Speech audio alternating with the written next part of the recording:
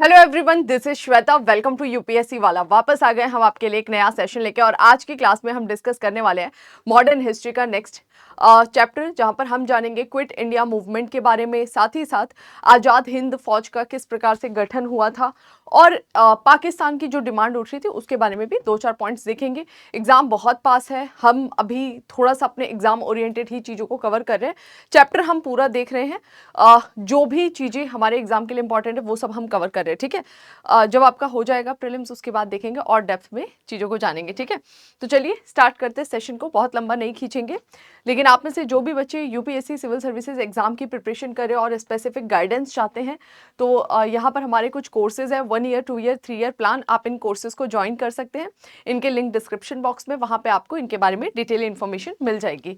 साथ ही 26 मई को आपका प्रीलिम्स का एग्जाम कंडक्ट होना है और उसको ध्यान में रखते हुए हमारा प्लेटफॉर्म आपके लिए स्पेशल टेस्ट सीरीज लेकर आया है, जहां पर रेगुलर बेसिस पे कुछ 40 अराउंड क्वेश्चंस कवर कराए जाएंगे। प्लीज़ टेस्ट सीरीज जरूर ज्वाइन करिए, प्रीवियस ईयर क्वेश्चन जरूर लगाइए। मॉक टेस्ट मस्ट है प्रीलिम्स के लिए, ठीक है। और जब भी आप मॉक टेस्ट दे या प्रीवियस ईयर क्वेश्चन लगाए, जैसे मैंने पहले भी कहा है, प्लीज़ नंबर्स को मत देखिए, आप कितने क्वेश्चन अटेम्प्ट करें, कितने नंबर आ रहे हैं, सब सेकेंडरी है। सबसे इंपॉर्टेंट है क्वेश्चन के थ्रू आपका टॉपिक तैयार करना। तो प्लीज़ एक सिलेबस को अपने पास निकलवा लीजिए। जो भी बच्चे फ़ोन में सिलेबस लेकर घूम रहे हैं, बिल्कुल काम नहीं चलेगा। प्रिंट आउट निकालो, वरना फिर खुद उसको लिख लो और सिलेबस के एक एक टॉपिक्स को कवर करिए, ठीक है। इधर उधर कुछ भी रैंडम पढ़ने से नहीं होगा। एक सिलेबस के टॉपिक कवर करिए, दूसरा प्रीवियस ईयर क्वेश्चन देखिए और मॉक टेस्ट देखिए, वहां पर जो क्वेश्चन आ रहे हैं उन टॉपिक्स को जाकर रिवाइज करिए। बस ये दो काम करिए, फिर देखिए कैसे आपका प्रीलिम्स निकलता है, ठीक है। इसका भी detail information link description box में है, वहां पर जाकर आप इसके बारे में देख लेंगे। बाकी स्टार्ट करते हैं चैप्टर को। छोटा सा चैप्टर है, ज़्यादा लंबा हम इसको खींच नहीं रहे हैं एक्चुअली। अपने काम की चीज़ों को देख रहे हैं, कुछ छोड़ भी नहीं रहे हैं, लेकिन बहुत डेप्थ में जाएंगे भी नहीं। देखो, क्रिप्स मिशन, कैबिनेट मिशन, ये दो इंपॉर्टेंट मिशन है। 1942 में आता है क्रिप्स मिशन। 1945 में जब आपका वो खत्म हो जाता है सेकेंड वर्ल्ड वॉर, उसके बाद से हम कैबिनेट मिशन का रोल देखते हैं। फाइनली इसी पर्पसली कैबिनेट मिशन को लाया जाता है 46 में, कि हमारे देश का प्रॉपर कॉन्स्टिट्यूएंट असेंबली का फॉर्मेशन हो सके। लेकिन वो सब बात की स्टोरी है, ठीक है। अभी हम कहाँ से क्या चीज़ें लेकर चल रहे थे उसको थोड़ा सा हम देख लेते हैं। आप सभी को पता है कि 1939 में आपका सेकेंड वर्ल्ड वॉर स्टार्ट हुआ था और ये कब एंड होगा? 1945 में एंड होगा। इसके बीच इंडिया में पॉलिटिकली बहुत सारी चीज़ें चल रही थी, ठीक है। तो उसके बारे में ही हम यहाँ पर देखेंगे। ओके, इसके पहले हम ऑलरेडी डिस्कस कर चुके थे कि 1939 में सेकेंड वर्ल्ड वॉर स्टार्ट होने के बाद से किस तरह से कांग्रेस जो है उसमें अंतर्द्वंद चल रहा था, क्या करना चाहिए। कांग्रेस में अलग अलग तबके थे, जो कुछ बोल रहे थे कि भाई हमें ब्रिटिश के अगेंस्ट हो जाना चाहिए, लेकिन गांधी जी और जो कांग्रेस की मुख्य धारा थी, उदारवादी चरण वाले लीडर्स, उनका ऐसा कहना था कि नहीं, हम अगर ब्रिटेन के जस्ट अपोज हो जाते तो ये इनडायरेक्टली मैसेज जाएगा वर्ल्ड लेवल पर, इंटरनेशनल लेवल पर, कि हम जापानीज को सपोर्ट कर रहे हैं, हिटलर को सपोर्ट कर रहे हैं, जो पूरी तरह से गलत है, ठीक है। ह्यूमैनिटीज के खिलाफ वो काम कर रहा है। तो हम इस समय डायरेक्टली तो ब्रिटेन के अगेंस्ट कुछ नहीं करते, लेकिन इनडायरेक्टली उसको हम प्रेशर में लेने की कोशिश करते हैं, ठीक है। और इसी क्रम में 1939 में जब गांधी जी ने अपना कुछ डिमांड रखा, जिसे हम देखते हैं कि लिन लिथगो नहीं मानता है। लिन लिथगो ने फाइनली सारी की सारी डिमांड्स जो थी कांग्रेस की रिजेक्ट कर दी थी। उसके बाद हम स्टोरी आगे लेकर चलते हैं। आगे कुछ समय तक देखो, 1939 से 1942 तक का ये टाइम पीरियड था जब सेकेंड वर्ल्ड वॉर में ब्रिटेन थोड़ा सा पीछे था, है ना। इनिशियली जापान, जो आज जर्मनी है, ये वर्ल्ड वॉर जो है वो लीड कर रहे थे। सेकेंड वर्ल्ड वॉर में इनका परफॉर्मेंस अच्छा था शुरुआत के 3-4 साल। उसके बाद से जब यूएस शामिल होता है सेकेंड वर्ल्ड वॉर में, उसके बाद से चीज़ें काफ़ी कुछ बदल जाती हैं, ठीक है। लेकिन वो बात की बात है, इनिशियली तो सेकेंड वर्ल्ड वॉर में जब ब्रिटेन थोड़ा पिछड़ रहा था तो उसने डिसाइड किया कि भारतीयों से हमें थोड़ा समझौता करने की स्थिति में पहुंचना चाहिए। तो 1940 में हमें अगस्त ऑफर दिया जाता है। लिन लिथगो जो समय भारत का वॉइसरॉय था, लिन लिथगो जो है मेजरली वो क्या बात कर रहा था, वो यही बोल रहा था कि ठीक है, आपको क्या चाहिए, सेल्फ गवर्नमेंट करना है ना, आपको सेल्फ गवर्नेंस चाहिए, तो उसके लिए हम आपका कॉन्स्टिट्यूएंट असेंबली बनाएंगे आफ्टर सेकेंड वर्ल्ड वॉर, इस पर हम बात करेंगे। लेकिन आप जो बोल रहे हैं ना फुल इंडिपेंडेंस, हम आपको फुल इंडिपेंडेंस नहीं देंगे, हम आपको डोमिनियन स्टेटस देंगे। डोमिनियन स्टेटस बेसिकली कि आप अपने देश में खुद रूल करेंगे, आपका खुद का कॉन्स्टिट्यूशन होगा, लेकिन ये जो रूल होगा ये किसके अंडर में होगा, आप किसके अधीन रहेंगे, ब्रिटेन के अधीन रहेंगे। डोमिनियन स्टेटस के अंडर में आप खुद रूल करेंगे। तो जैसे डोमिनियन स्टेटस स्टेटस की बात है, इसको रिजेक्ट कर दिया गया और उसके बाद से दिल्ली चलो आंदोलन की शुरुआत होती है। हालांकि दिल्ली चलो आंदोलन जो है उस बड़े लेवल पर, उस बड़े मास के साथ में नहीं कंडक्ट कराया जाता है। चीज़ें धीरे धीरे आगे बढ़ती हैं। 1942 में जो हमारा दबाव था वो लगातार बढ़ता जा रहा था और 1942 में ब्रिटेन की स्थिति धीरे धीरे पिछड़ रही थी। होता क्या है, 1942 के आसपास ये जो हमारा नॉर्थ ईस्टर्न स्टेट था, इसके आसपास यहाँ पर हमें दिखाई देता है म्यांमार। ओके, उस समय बर्मा कहते थे, आज का जो आपका म्यांमार है, यहाँ तक जो है वो जापानीज पहुंच चुके थे। अब जो ब्रिटिश गवर्नमेंट है वो कहीं ना कहीं दबाव में आ रही थी क्योंकि जापानीज जर्मनी को सपोर्ट कर रहे थे, इसका विरोधी खेमा था। तो 1942 में जो ब्रिटिश गवर्नमेंट है काफ़ी प्रेशर फील कर रही थी। उन्हें लगा था कि जापानीज अगर यहाँ तक आ चुके हैं और इंडिया में अगर हमारे खिलाफ प्रोटेस्ट चलता रहेगा या फिर बड़े लेवल पर मास मूवमेंट स्टार्ट हो जाएगा, तो ऐसी सिचुएशन में कहीं जापानीज का सपोर्ट ना ले इंडियन, और अगर इनकी आर्मी का सपोर्ट ले लिया तो हमारे लिए भारत में स्थिति गंभीर हो जाएगी और एक बार भारत में ये एंट्री कर गए तो यहाँ से सेकेंड वर्ल्ड वॉर में भी ये अपनी स्थिति को सुदृढ़ कर लेंगे और मजबूत कर लेंगे। 1942 में इन सारी चीज़ों के दबाव में आके ब्रिटिश गवर्नमेंट ने दोबारा हमें एक ऑफर देने की कोशिश कराई, जिसे हम बोलते हैं 1942 का क्रिप्स मिशन। क्रिप्स बेसिकली कौन था, तो जो वॉर कैबिनेट बनाई गई थी ब्रिटेन में, उसका एक मेंबर था Stafford Cripps. Stafford Cripps basically Labour Party से था और लेबर पार्टी कहीं ना कहीं इंडिया में चल रहे जो नेशनल मूवमेंट थी उसको काफ़ी ज़्यादा सपोर्ट करती थी।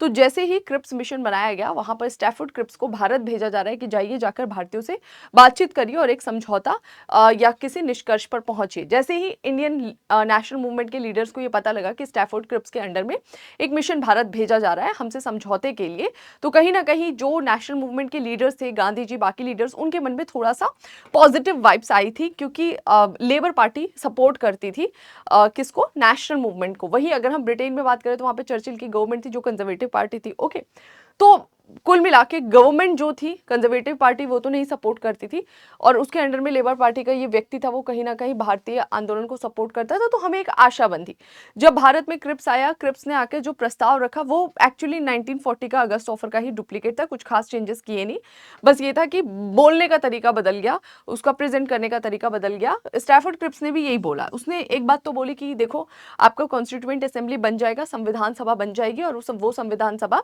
देश का संविधान तैयार करेगी और आप उसी संविधान के हिसाब से अपने देश में रूल करना, ठीक है। लेकिन ये जो मुस्लिम लीग ने बोला ना 2 कॉन्स्टिट्यूएंट असेंबली, इसने बोला नहीं, 2 कॉन्स्टिट्यूएंट असेंबली नहीं बनेगी, एक ही संविधान सभा बनेगी पूरे देश के लिए। तो उससे कहीं ना कहीं लीग नाराज हो गई, मुस्लिम लीग गड़बड़ कर रहा है ये लोग, हमें इनकी बात नहीं सुना है। दूसरी ओर इसने क्या बोला, दूसरी ओर इसने वापस से क्या बोल दिया, डोमिनियन स्टेटस की बात बोल दी। अब डोमिनियन स्टेटस जब हमें चाहिए ही नहीं तो घूम फिर के वहीं पे क्यों आ जा रहे हैं। तो डोमिनियन स्टेटस की बात पर कांग्रेस ने इसको रिजेक्ट कर दिया और कांग्रेस का एक गुस्सा था कि क्रिप्स प्रस्ताव में ये तक बोल दिया गया था कि जितनी भी रियासतें इंडिपेंडेंट रहना चाहें वो इंडिपेंडेंट रह सकती है, यानी रियासतों का क्या करना है वो रियासतें खुद डिसाइड करेंगी। वो देश वो संवैधानिक दायरे में आना चाहती है या नहीं आना चाहती है, ये उनका डिसीजन होगा। ये और कांग्रेस का दिमाग खराब कर देता है कि ये तो भारत के टुकड़े करने का काम है और कुछ नहीं है। तो कुल मिला के जो 1942 का क्रिप्स मिशन आया, उस क्रिप्स मिशन को इंडियंस ने रिजेक्ट कर दिया। या जो भी नेशनल मूवमेंट के लीडर्स थे, कांग्रेस के हुए या मुस्लिम लीग के हुए, दोनों ने ही रिजेक्ट कर दिया। अब उसके बाद की क्या कहानी है वो यहाँ पर राइटर बोल रहा है। राइटर बोल रहा है कि क्रिप्स मिशन जो आया था उसको तो हमने रिजेक्ट कर दिया, अब ये लौट गए अपने देश में। इसके बाद से गांधी जी समझ चुके थे, जो गांधी जी 1939 में सेकेंड वर्ल्ड वॉर स्टार्ट हुआ था और जब सुभाष चंद्र बोस कह रहे थे कि हमें ब्रिटेन के खिलाफ हो जाना चाहिए, गांधी जी का कहना था नहीं, सेकेंड वर्ल्ड वॉर में हमें ब्रिटेन के खिलाफ नहीं होना चाहिए, उस पर दबाव बनाना चाहिए। खिलाफ होना मतलब सेकेंड वर्ल्ड वॉर में हमें कहीं ना कहीं इंडायरेक्टली उसको सपोर्ट करना चाहिए क्योंकि जर्मनी जो है वो गलत कर रहा है ना, फांसीवादी नाजीवादी जो भी हरकत है उसकी वो अपने आप में सही नहीं है, ह्यूमैनिटीज के अगेंस्ट है, तो हमको डायरेक्टली ब्रिटेन के खिलाफ नहीं जाना चाहिए।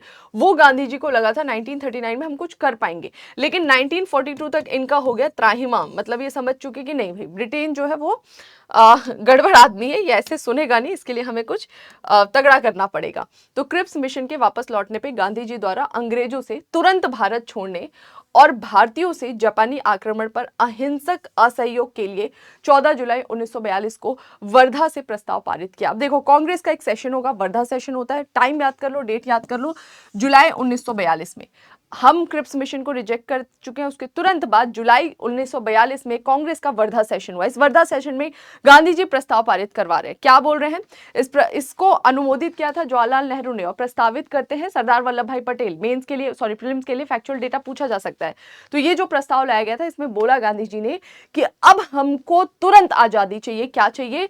भारत से आप लौट जाओ, क्विट इंडिया, छोड़ दो अब तुम भारत, अब कुछ समझौता नहीं, अब सीधे तुम भारत से बाहर निकलो, इस वाले। और दूसरा, इन्होंने भारतीयों से कहा कि अब हमें इन्हें भारत से बाहर भगाना है, तुरंत के तुरंत, और तुरंत भारत से बाहर भगाना है। तो उसके लिए हमें इनके खिलाफ कार्यवाही करनी होगी। वो कार्यवाही कैसी होनी चाहिए, ध्यान से देखिएगा। भारतीय जापानी आक्रमण पर अहिंसक असहयोग के लिए, अहिंसक असहयोग के लिए, कि हम ब्रिटिश पर दबाव बनाएंगे कि भारत से बाहर भाग जाए, लेकिन वो दबाव अहिंसक होना चाहिए। ओके, क्योंकि जापानी जो है या जापानीज है या जर्मनी, हमको उनको सपोर्ट नहीं करना है। हमें ब्रिटेन का विरोध जरूर करना है, लेकिन उनका सपोर्ट नहीं करना है। अगर हमने हिंसक विद्रोह कर दिया तो ये तो ब्रिटेन के खिलाफ हो जाएगी कार्यवाही, और ये जर्मनी और जापान के सपोर्ट में चले जाएगा। तो वो काम हमको नहीं करना है, उनके सपोर्ट में कुछ नहीं जाना चाहिए। तो इसके लिए हम अहिंसक इनका असहयोग करें। कैसे करेंगे, अभी उसको ही इसमें बता रखा है। ठीक है, अब क्या जरूरत थी ऐसा? गांधी जी अभी तक शांत पड़े थे 1939, वो कब से शांत पड़े हैं, है ना, सविनय अवज्ञा आंदोलन से ही। तो ऐसा क्या जरूरत पड़ा कि एकदम उनका दिमाग हो गया कि नहीं भैया, आप तो भारत से इनको बाहर कर दो? तो बोल रहे क्या रीजन था, कारण क्या था? क्रिप्स मिशन की असफलता। जो क्रिप्स मिशन आया और आकर जो वो भारत में कांड करके गया, डोमिनियन स्टेटस, रियासतों को उनके हिसाब से डिसीजन लेना, वो साफ साफ दिखा रहा है कि ब्रिटिश भारत को लेकर कितना हल्की सोच रख रहे हैं ना। उनका भारतीयों के प्रति वो गंभीर रवैया अभी तक नहीं है। तो ये इनको समझ में आ चुका था कि ये ब्रिटिश जो है वो कुछ करने नहीं वाले, घालमेल कर रहे हैं, इनके खिलाफ हमको तगड़ा एक्शन लेना ही पड़ेगा। ठीक है, ऊपर से सेकेंड वर्ल्ड वॉर में भारत में इतनी ज्यादा महंगाई आ रही थी, इन्फ्लेशन इतना बढ़ रहा था। इन्फ्लेशन क्यों बढ़ेगा भैया? जब डिमांड बढ़ जाएगी, सप्लाई कम हो जाएगी, तो क्या भारत में चीजों की सप्लाई नहीं थी? इंडिया में अच्छा खासा प्रोडक्शन हो रहा था, लेकिन यूरोप में हो रहा है सेकेंड वर्ल्ड वॉर, वहां पर खाद्यान्न की कमी है, भारत से उठा के अनाज फेंका जा रहा है उधर, है ना। वहां पे पैसों की कमी हो रही है, भारत का टैक्स रेवेन्यू वसूल कर उधर सेना में लगाया जा रहा है, इवन भारतीय सैनिकों को वहां लगा दिए गए। तो कुल मिला के भारत में अब जो जरूरत की चीजें हैं, जो होता है ना हमारी बेसिक लाइफ के लिए, हमारे जो गुड्स जरूरत होती है, उसकी कमी पड़ रही थी। और वो चीजें ऐसी है कि कभी भी, मतलब आपको कार महंगा हो जाएगा, छोड़ दोगे आप, प्लान नहीं खरीदेंगे। फ्लैट महंगे हो जाएगा, छोड़ोगे प्लान, चलो नहीं खरीदेंगे, रेंट पर रह लेंगे। कपड़े महंगे हो जाएंगे, छोड़ो, थोड़े सस्ते कपड़े पहन लेंगे, कम पहन लेंगे, 2 जोड़ी में काम चला लेंगे। लेकिन रोटी चावल महंगा हो जाएगा, गेहूं चावल, तो वो तो खाए बिना नहीं रहोगे ना।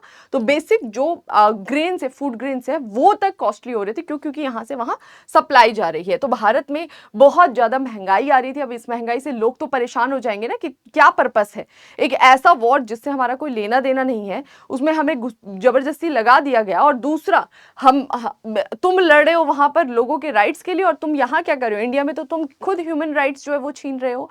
तो कुल मिला के भारत में इतनी ज्यादा जो इन्फ्लेशन आई, उसने भारतीयों को उत्साहित कर दिया या आक्रोश ला दिया। दूसरा, बंगाल और उड़ीसा की नाव को जब्त कर लिया गया। ऐसा होता था उस समय जब भी वॉर वगैरह होते थे, तो जो प्राइवेट बोट्स वगैरह होती थी उनको ले लिया जाता था, उसको अपने काम में लाया जाता था। तो वहां से लोग और असंतुष्ट है कि ये क्या कर रहे हैं। एक और चीज हमें यहाँ पर दिखाई देती, ये वाला जो क्षेत्र था ना, यहाँ पर हम देखते हैं कि म्यांमार तक जापानीज पहुंच चुके थे, और ब्रिटिश जो है 1942 के आसपास ये साउथ ईस्ट एशिया के काफ़ी सारे ऐसे क्षेत्र थे जो ब्रिटेन के कंट्रोल में थे। वहाँ पर ब्रिटिश इंडियन आर्मी डिफीट हो रही थी, हार रही थी, छोटे छोटे क्षेत्रों में उसकी स्थिति कमज़ोर हो रही थी। तो कहीं ना कहीं ऐसा एक स्ट्रेटेजी होती है, जब भी कोई 2 ग्रुप्स होते हैं वो वॉर लड़ते हैं और कोई एक ग्रुप हार रहा होता है, तो कई बार वो ग्रुप खुद पीछे हट जाता है, और वो पीछे हटते हुए कई सैकड़ों किलोमीटर तक का जो बीच का क्षेत्र होता है ना, वहां पर आग जला देता है, ताकि ये जो मिलिट्री ग्रुप है, ये जब आगे बढ़े तो अगर कई सैकड़ों किलोमीटर तक आग जल चुकी है, वहां पर कुछ खाने का नहीं है, पीने का नहीं है, तो इतना सारा ये रसद तो अपने साथ लेकर चलेगी नहीं, खाना पानी तो लेकर चल नहीं सकती इतना सारा। तो फिर ये इसकी सिचुएशन, इसकी स्थिति को वीक करने के लिए भी कई बार ऐसा किया जाता है। और भारत में ये जो बंगाल, असम, उड़ीसा के लोग थे ना, कहीं ना कहीं भयभीत थे। जब जापानीज यहाँ तक आ गए थे, तो इन्हें लगा था कि कहीं ब्रिटिश भी वो चीज यहाँ पर ना प्ले कर दे कि गांव के गांव पूरे के पूरे जला दे, और इससे क्या है, इनके जो अपने रिसोर्सेज है, अपने संसाधन है, वो छीन लिए जाएंगे ना, इनकी स्थिति और बदतर हो जाएगी। तो कहीं ना कहीं उनके दिमाग में वो चीजें भी चल रही थी कि वर्ल्ड वॉर चल रहा है, जैसे हमारा कोई लेना देना भी नहीं, फिर भी हमारी स्थिति क्यों इतनी दयनीय हो रही है। तो कुल मिला के भारत में पूरी तरह से भय बना हुआ था, आक्रोश बना हुआ था अलग अलग कारणों को लेकर। ठीक है, आगे बोल रहा है, दक्षिण पूर्व एशिया में ब्रिटेन की पराजय ने असंतोष व्यक्त करने की इच्छा भारतीयों में जगा दी। जो ब्रिटिश है वो रेसिस्ट थे, नस्लवादी थे, गोरे काले ये सब वो बोलते रहते थे। साउथ ईस्ट एशिया में ये गोरे कालों से हार रहे हैं जगह जगह पर, तो कहीं ना कहीं भारतीय जो है वो आ जाएगा ना उनमें, कह रहे यार बकवास कर रहा था ये, इसको हराया जा सकता है, तो उससे वो एक जोश की भावना आ रही है। दूसरा, बर्मा और मलाया को खाली करने की भेदभावपूर्ण नीति। यहाँ पर ये देखा जा रहा था कि जब जापानीज सोल्जर अंदर आ रहे थे और ब्रिटिश इंडियन आर्मी को हरा रहे थे, तो इन ब्रिटिश ने दो टाइप के रिफ्यूजीज के लिए रोड बनाए थे कि यहाँ से जो लोग भागेंगे, जो भी ब्रिटिश इंडियन आर्मी के या अदर लोग जो भागेंगे, उनके लिए दो रोड से, एक जिससे स्पेसिफिक ब्रिटिश जा रहे हैं और दूसरे जिससे बाकी अन्य ब्रिटिश भारतीय में जो भारतीय हैं वो जा रहे हैं। तो इनके लिए जो स्पेशल प्रोविजन था ना, उससे इनको और ज्यादा आहत होता है कि क्या कर रहे हैं, अपने लिए तुमने एक अलग से व्यवस्था कर रखी है जहां पर तुम ज्यादा सिक्योर हो, ज्यादा जल्दी उस रूट से निकल सकते हो, अपनी सेफ्टी को तुम प्रायोरिटी पर रख रहे हो। तो ये कुछ ऐसी हरकतें थी जिसने भारत में 1942 के क्विट इंडिया मूवमेंट को पुश करा। जुलाई में गांधी जी ऑलरेडी वर्धा में प्रस्ताव ला चुके थे। इस प्रस्ताव को पारित कर दिया जाता है कहां पर, बॉम्बे में ग्वालियर टैंक में 8 अगस्त 1942 को, और इसके पारित होते ही चालू हो जाता है क्विट इंडिया मूवमेंट, भारत छोड़ो आंदोलन। ये जो भारत छोड़ो आंदोलन है, इसे एक और नाम से जाना जाता है, क्या बोलते हैं इसे बच्चों, अगस्त क्रांति के नाम से भी जाना जाता है। तो थोड़ा सा ये स्टेट पीसेस वगैरह में कभी कभी पूछ लेता है, थोड़ा ध्यान रखना है, फैक्चुअल टाइप का डेटा है कि ये अगस्त में स्टार्ट हुआ था, इस वजह से इसे अगस्त क्रांति बोलते हैं। अगस्त प्रस्ताव कुछ और है जो 1940 में लाया गया था, किसके द्वारा, निम्नलिखितों के द्वारा। और अगस्त क्रांति क्या है, जो ये क्विट इंडिया मूवमेंट है, अगस्त में लाया गया था, 8 अगस्त 1942 को इसका प्रस्ताव पारित हुआ था, इस वजह से इसे अगस्त क्रांति के नाम से भी जाना जाता है। ठीक है, अब ये प्रस्ताव पारित हुआ फाइनली कांग्रेस में, कब लाया गया था, जुलाई में पारित हुआ, अगस्त में 8 अगस्त 1942 को वर्धा में प्रस्ताव लाया गया था, मुंबई जो ग्वालियर टैंक है वहां से इसको पारित कर दिया गया। कौन प्रस्ताव लेकर आए थे, पंडित जवाहरलाल नेहरू, उसको प्रस्तावित किया था नेहरू जी ने, अनुमोदित किया था सरदार वल्लभ भाई पटेल ने। तो ये डेटा हो गए फैक्चुअल टाइप के। अब आ जाते कंसेप्ट पे। प्रस्ताव था क्या, एक्चुअली प्रस्ताव था कि ब्रिटिश शासन भारत में अब तुरंत समाप्त, कुछ नहीं, औना पौना कोई भी क्या बोलते हैं, भाव मोल नहीं करने का है, सीधे इनको बाहर करना है, ये वाली सिचुएशन। स्वतंत्र भारत फांसीवाद शक्तियों से स्वयं रक्षा करेगा, और इन्होंने बोला कि देखो तुमको हमारा चिंता करने का जरूरत नहीं है, तुम बस यहाँ से निकलो, हम खुद अपनी रक्षा कर लेंगे। किससे, फांसीवादी शक्तियां। फांसीवादी शक्ति किसको डिफाइन कर रहा है, जर्मनी को, और जर्मनी के जितने भी फेवर में कंट्रीज हैं, चाहे हम जापान की बात करें। ठीक है, तो इंडिया ने बोला कि तुम यहाँ से जाओ, हम इंडिपेंडेंट होके अपनी रक्षा खुद कर लेंगे इन फांसीवादी शक्तियों से। दूसरा, स्वतंत्रता पश्चात अस्थायी सरकार का गठन। इस प्रस्ताव में यह भी बोला गया था कि हमें तुरंत आजादी चाहिए और आजादी के तुरंत बाद हम अस्थायी सरकार बनाएंगे। अस्थायी सरकार का मतलब है कि जैसे भाई अभी कौन चला रहा है भारत का रूल, ब्रिटिश गवर्नमेंट चला रही है, ब्रिटिश गवर्नमेंट भारत से बाहर निकलती है, तो भारत में कौन चलाएगा, कोई तो रूल चलाएगा ना, देश के लोग तो गायब नहीं हो जाएंगे, या उतने दिन देश के लोग शांत तो बैठे नहीं रहेंगे। जब तक आपका खुद का संविधान बनेगा, कानून बनेगा, वो एक लंबा प्रोसेस है, जैसे हमारा संविधान लगभग 3 साल लगे हैं बनने में, तो तब तक के लिए हम क्या बना देंगे, अपनी एक अस्थायी सरकार का गठन कर देंगे, जो ब्रिटिश के जाने के बाद से वो जो इंटरिम गवर्नमेंट होगी वो तब तक चीजों को मैनेज करेगी। ओके, इस प्रस्ताव में ये बात बोली गई, हम एक इंटरिम गवर्नमेंट बना के तब तक अपना प्रशासन चलाएंगे जब तक हमारा खुद का कॉन्स्टिट्यूशन नहीं बन जाता और उस कॉन्स्टिट्यूशन के हिसाब से इलेक्शन होके नया गवर्नमेंट नहीं बन जाता। ठीक है, सविनय अवज्ञा आंदोलन का समर्थन, कि हमें किस प्रोसेस को लेकर चलना है, अवज्ञा यानी यहाँ पे भी हमें डिसोबीडियंस करना है, सिविल डिसोबीडियंस। ठीक है, तो ये ध्यान रखना है, यहाँ पर कौन सा प्रोसेस चलाया जाएगा क्विट इंडिया मूवमेंट में, तरीका क्या होगा, सिविल डिसोबीडियंस का ही तरीका होगा, जो हम ऑलरेडी खेल कर आए हैं।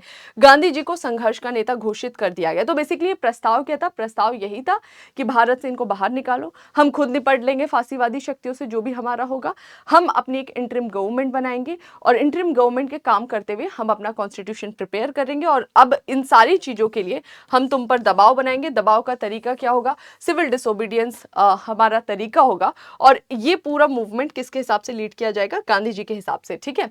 विभिन्न वर्गों को गांधी जी का निर्देश। अब गांधी जी क्योंकि इस मूवमेंट को लीड करे तो Gandhi ji proper instructions issue करेंगे ना कि हमें करना क्या है। भाई प्रस्ताव पारित हो गया 8 अगस्त को, तो गांधी जी बोलेंगे कि तुमको क्या करना है क्विट इंडिया मूवमेंट में। तो ये बोल रहे हैं कि आप लोगों को सिविल डिसोबीडियंस तो करना है, लेकिन सिविल डिसोबीडियंस में जब हम क्या कर रहे थे कि त्याग पत्र दे रहे थे सरकारी संस्थानों से, तो यहां पर गांधी जी ना बड़ा बैलेंस अप्रोच लेकर चलते। इनका कहना था कि कुछ भी हमें ऐसा नहीं करना है जो कि ये दिखाए कि हम ब्रिटेन के एकदम खिलाफ हैं और ब्रिटेन के खिलाफ मतलब जर्मनी के सपोर्ट में है। इस मूवमेंट पे हमें कुछ ऐसा नहीं करना है। तो अब भाई जब आप उनके खिलाफ कुछ करोगे नहीं तो दबाव में कैसे लाओगे? तो उन्होंने बोला कि दबाव में लाएंगे, लेकिन ऐसे कि दिखे भी नहीं खिलाफ और वो दबाव में भी आ जाए। समझ गए? तो अब इसके लिए गांधी जी ने बोला सिविल डिसोबीडियंस तो हमको करना ही है, लेकिन सिविल डिसोबीडियंस का हमारा तरीका चेंज हो जाएगा। अप्रोच क्या होगा? हमारा अप्रोच होगा कि सरकारी सेवक पहले क्या कर रहे थे? सरकारी सेवाओं से त्याग पत्र देकर अपना आक्रोश व्यक्त कर रहे थे कि जगह जगह सरकारी सेवाओं से त्याग पत्र दे दिया, वकीलों ने रिजाइन दे दिया, क्लर्क ने रिजाइन दे दिया, जो सेना में भारतीय काम कर रहे थे उन्होंने सेना छोड़ दी। तो अब आपको कुछ छोड़ना नहीं है, आपको उसमें बने रहना है। बने रहते हुए उनका काम नहीं करना है कि नहीं हम तुम्हारे नहीं, हम कांग्रेस के प्रति अपना समर्थन शो कर रहे हैं, तो हम तुम्हारी बात नहीं मानेंगे, रहेंगे हम इसी में। तो अप्रोच थोड़ा सा चेंज हुआ, ये आपको पता होना चाहिए। तो सरकारी सेवक त्यागपत्र ना दे बल्कि कांग्रेस के प्रति राजभक्ति घोषित करें, पद पे रहते हुए कि हम हैं पद पर, लेकिन हम तुम्हारे लिए कुछ काम नहीं करेंगे। हमारा पूरी राजभक्ति किसके प्रति? कांग्रेस के प्रति है। तो तुमको क्या करने का? तुमको हमको इंडिपेंडेंट करना है। सैनिक भी त्यागपत्र ना दे, लेकिन भारतीय पर गोली ना चलाए। आप रेजिग्नेशन मत दीजिए, लेकिन सेना में जब भारतीय विरोध कर रहे हैं और ब्रिटिश बोले आपको कि गोली चलाओ, तो आपको बोलना है नहीं, हम भारतीयों पर, एक भी भारतीय पर गोली नहीं चलाएंगे। ऐसा आपको रवैया रखना है। छात्र अगर चाहे तो वो एजुकेशनल इंस्टीट्यूशन में जाना बंद कर दे, वो उनकी मर्जी। अगर उनको लग रहा है तो वो छोड़ दे। जो किसान है वो ऐसे जमींदारों को ही जमींदारी दे जो जमींदार ब्रिटिश के खिलाफ है। और अगर कोई जमींदार ब्रिटिश गवर्नमेंट को सपोर्ट कर रहा है तो आप जमींदारी देने से मना कर दो, नहीं देंगे हम तुमको जमींदारी। ओके, ऐसे ही ऐसे राजा महाराजा जो ब्रिटिश के खिलाफ हैं उनके रियासतों के लोग तो उस राजा महाराजा को सपोर्ट करें, और ऐसे राजा महाराजा जो ब्रिटिश के साथ साठगांठ कर रहे हैं आपको उनको सपोर्ट नहीं करना, आपको उनके खिलाफ चले जाना है। समझ में आया? तो ये इंडियंस को निर्देश दिए। इंडियन समझ गए, अच्छा गांधी जी ने बोल दिया हमको यही करना है, ठीक है। आंदोलन का प्रसार, आंदोलन कैसे जो है धीरे धीरे फैलेगा, तो यहाँ पर राइटर यही बताता है कि गांधी जी लगातार प्रचार से पहले ही आंदोलन का वातावरण निर्मित कर चुके थे। गांधी जी तो आंदोलन का वातावरण बहुत पहले से निर्मित कर रहे हैं। सभी ने अवज्ञा आंदोलन खत्म होने के बाद जो उसका सेकंड फेज खत्म हुआ था, और उसके बाद से 1932-33 के बाद हम देखते हैं गांधी जी रचनात्मक कार्य में लग गए थे। तो रचनात्मक कार्य में रहते हुए उन्होंने यही तो किया ना, आंदोलन के लिए लोगों को पहले से सशक्त किया। तो ऑलरेडी वो गांधी जी देश का वातावरण कर चुके थे आंदोलन जैसा, ठीक है।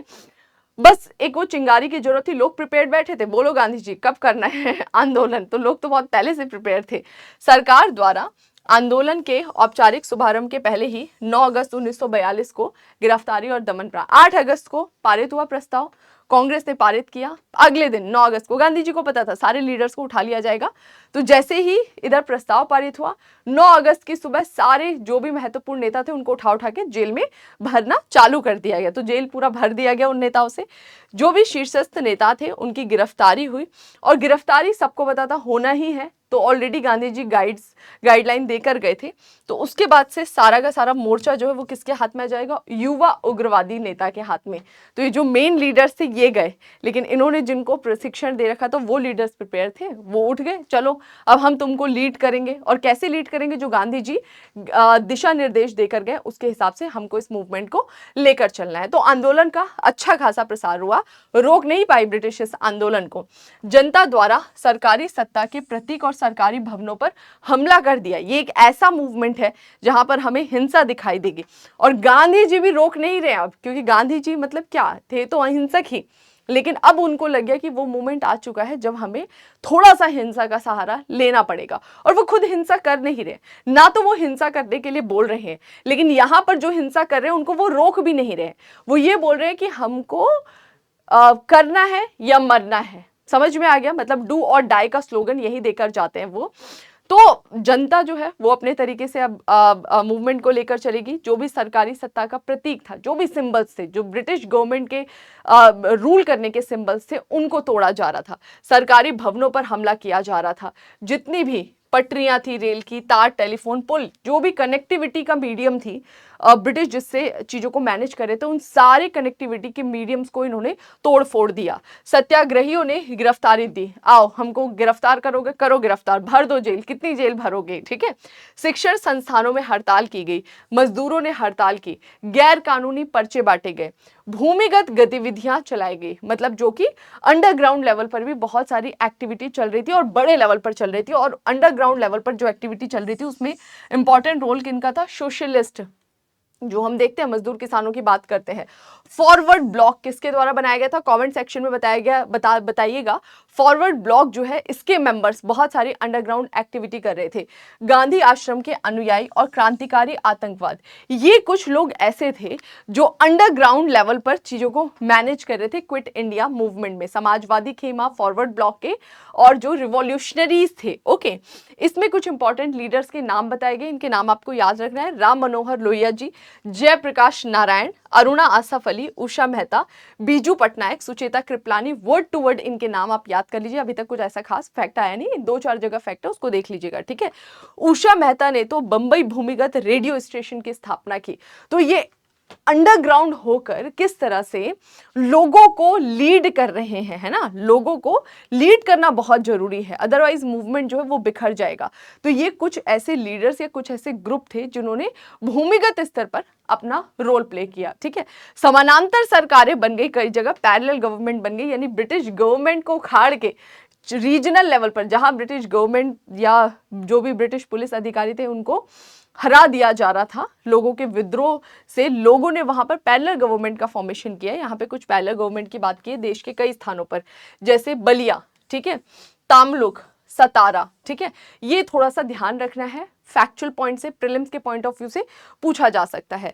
तो बलिया में अगस्त 1942 में एक सप्ताह के लिए चित्तू पांडे के नेतृत्व में समानांतर सरकार का गठन हुआ, और चित्तू पांडे ने बलिया का पूरा मैनेजमेंट अपने हाथ में लेते हुए क्या करा? जितने भी फ्रीडम फाइटर्स थे उन बंद कांग्रेसी नेता को इन्होंने रिहा कर दिया। जेल अब इनके कंट्रोल में आ गया, जेल का लॉकर खोल दिया और बोला कि निकलो सारे कैदी, बाहर निकलो, सबको आजादी दे दी। इसी तरह तामलुक, मिदनापुर में जातीय सरकार द्वारा स्थापित की गई, यहाँ पर भी पैरेलल गवर्नमेंट स्थापित की थी। गरीबों में धन बांटा गया, सरकारी खजाना जो है, और सशस्त्र विद्युत वाहिनी का गठन किया गया। सतारा, लंबे समय तक चलने वाली प्रति सरकार नाम से स्थापित, जहां वाई.बी. चौहान और नाना पाटिल आदि की महत्वपूर्ण भूमिका। तो ये कुछ इंपॉर्टेंट लोकेशंस हैं जहां पे पैरेलल गवर्नमेंट का फॉर्मेशन किया गया था, और इस लेवल पर कि पैरेलल गवर्नमेंट का फॉर्मेशन करके उसको चला रहे हैं, प्रॉपरली मैनेज कर रहे हैं। आम लोग जो है प्रशासन और पुलिस का काम कर रहे हैं, वो हमें दिखाई देता है। तो ये तो आंदोलन की शुरुआत हुई। अब इस आंदोलन में पार्टिसिपेशन किस किस का था, यानी जो स्पेसिफिक मास है उसमें हमें कौन कौन से लोग दिखाई देते हैं? तो छात्रों की महत्वपूर्ण भूमिका रही। यंग जो जनरेशन थी उनका पार्टिसिपेशन अच्छा खासा था, तो विद्यार्थियों का बहुत बड़े लेवल पर रोल दिखाई देता है। इवन जो महिला छात्राएं थी उनका भी यहाँ पर बढ़ चढ़कर हमें सहयोग दिखाई दिया। अरुणा आसफ अली, सुचिता कृपलानी और उषा मेहता कुछ महत्वपूर्ण महिलाओं में से एक थी, ठीक है।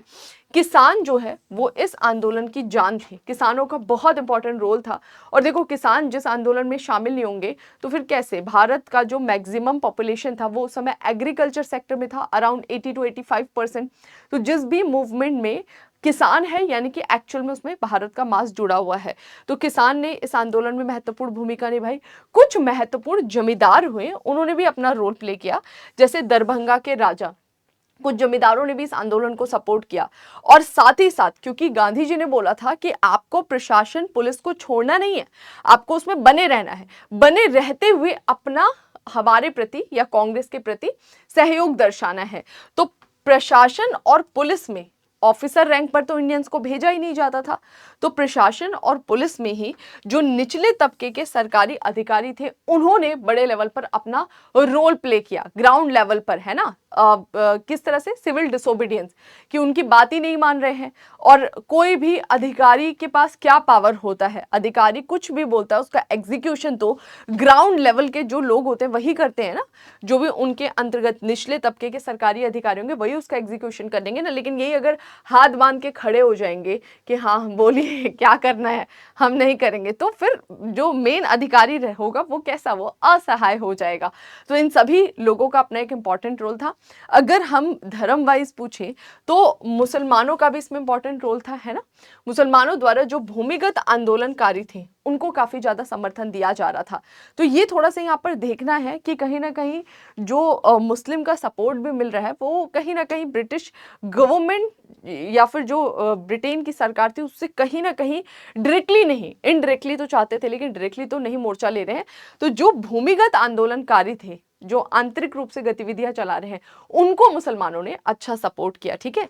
इसी तरह जो कम्युनिस्ट थे, इनिशियली तो हमें दिखाई दिया कि कम्युनिस्ट ने आंदोलन का बहिष्कार किया, लेकिन कम्युनिस्ट के आंदोलन के बहिष्कार के बावजूद बड़ा कम्युनिस्ट मास जो है वो इस मूवमेंट से जुड़ा हुआ था, ठीक है। देसी रियासतों का सहयोग सामान्य था, न्यूट्रल था। देसी रियासतें बड़ी असमंजस में थी। कुछ देसी रियासतें ये सोचती है ब्रिटिश है तो सही है, हमारा कॉन्स्टिट्यूशन में आ जाएंगे, कानूनी दायरे में आ जाएंगे, हमें कानून के हिसाब से मैनेज होना पड़ेगा, जो हमारा एक राजा वाला स्टेटस है वो चला जाएगा। तो कई सारी रियासतें जो है ना वो बड़ी न्यूट्रल टाइप की रहती थी। तो ठीक ठाक सहयोग मिला, बहुत ज़्यादा ऐसा सपोर्ट नहीं मिलता है। तो कुल मिला के ओवरऑल इंडिया का जो पॉपुलेशन है, चाहे हम यंग जनरेशन की बात करें या विमेंस के पार्टिसिपेशन की बात करें, मुस्लिम्स के पार्टिसिपेशन की बात करें, किसान हो गए, ऑलमोस्ट सबका ओवरऑल सपोर्ट हमें मिला। इस वजह से क्विट इंडिया मूवमेंट बहुत ज़्यादा प्रभावशाली हुआ ब्रिटिश पर दबाव बनाने में। लेकिन फिर भी ब्रिटिश गवर्नमेंट को बहुत समय लगा नहीं, उसने दमनकारी नीति अपनाई, क्योंकि उसको पता था कि इस मूवमेंट को मुझे शांत करना है। उधर जापानीज बिल्कुल सर चढ़ के आ चुके हैं, अगर ये आंदोलन जो है दिन पर दिन बढ़ता गया तो हमारे लिए खतरे की स्थिति। तो आंदोलन बहुत लंबा खिंचा नहीं, साल भर के अंदर में ही शांत हो गया। कैसे शांत हो गया? सरकार ने दमन की नीति अपनाई, खूब गोलियां बरसाएंगे तो पूर्ण दमन की नीति अपनाई। यहाँ पे कोई रियायत नहीं दी गई भारतीयों को। मार्शल लॉ चला ही नहीं था, मार्शल लॉ लागू भी नहीं था, और मार्शल लॉ नहीं लागू होने के बावजूद भी जहां मन का वहां पर लोगों को लाठी बरसाई जा रही थी, आंसू गैस के गोले छोड़े जा रहे थे, गोलियां बरसाई जा रही थी, जिससे लगभग 10,000 लोगों की मृत्यु हो गई और कितने सैकड़ों लोग तो घायल हो गए थे, ठीक है। प्रेस पर पाबंदी लगा दी गई, कई शहर सैनिक नियंत्रण में ला दिए गए, जहां पर सेना का शासन ला दिया गया। पुलिस और गुप्तचर साम्राज्य में वृद्धि, यानी जगह जगह पुलिस, जगह जगह जो इनके गुप्तचर थे, जो भी इनके स्पाई वगैरह होते थे, वो लोग को लगा दिया गया था। तो एक तरह से जो भी हो सकता था वो किया गया ब्रिटिश के द्वारा इस आंदोलन को समाप्त करने के लिए। लोगों को सार्वजनिक रूप से कोड़े लगाए जा रहे थे, जो बाहर मिल जाते थे या जो इस तरह आंदोलन करते मिलते थे ब्रिटिश का विरोध करते हुए, उनको कोड़े लगाए जाते थे ताकि और लोगों में दहशत फैलाई जा सके, डर फैलाया जा सके। तो किसी भी लेवल पर ब्रिटिश ने यहाँ पर भारतीयों के प्रति दया नहीं दिखाई, पूर्ण निर्दयता के साथ में ये काम किया, ठीक है। अब हम देखते हैं इस आंदोलन का क्या इम्पैक्ट पड़ा, इसका हमको थोड़ा सा मूल्यांकन करना है। मुख्य केंद्र पूर्वी उत्तर प्रदेश, बिहार, मिदनापुर बंगाल, महाराष्ट्र और कर्नाटक, ये कुछ इसके इंपॉर्टेंट सेंटर्स हमें यहाँ पर दिखाई देते हैं। कौन कौन से, थोड़ा सा इसको मैप पर हाईलाइट कर लेंगे। उत्तर प्रदेश का ईस्टर्न पार्ट हो गया, ये बिहार हो गया, इधर बंगाल वाला रीजन हो गया, ठीक है। नीचे आ जाओ, इधर है आपका महाराष्ट्र, इधर आ जाएगा आपका कर्नाटक। तो ये कुछ महत्वपूर्ण क्षेत्र थे जहां पर इस आंदोलन में लोगों ने महत्वपूर्ण भागीदारी निभाई। दूसरा क्या बोल रहा है कि छात्र, मजदूर, किसान, ये तीनों का ही बहुत ज्यादा सपोर्ट रहा और यही इस आंदोलन की रीढ़ बन गए, है ना।